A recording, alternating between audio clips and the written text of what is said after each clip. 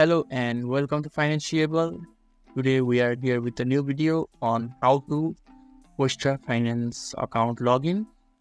So if you are new here, subscribe and press the notification bell icon so you don't miss any upcoming further videos. Now let's get started. So firstly you need to open the web browser of your choice, and when you have opened the web browser you need to see on the top there is a search bar. You just have to click on the search bar and you need to type Questra Finance login, and when you have typed it, you just have to press enter in the keyboard and the Questra Finance search result will be shown to you. You just have to click on the please log into wallet option. Just click on it and they will verify you first and they will send you to the Questra interface.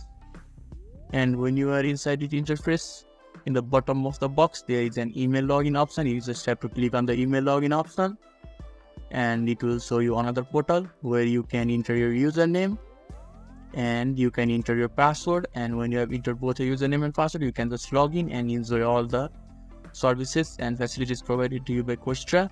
Or you can just click on the wallet login that is on the right side of the login, and there will be an option for wallet login. Here you just need to enter the address and wallet balance, and here is an button to please log into wallet and you will be able to log into the wallet.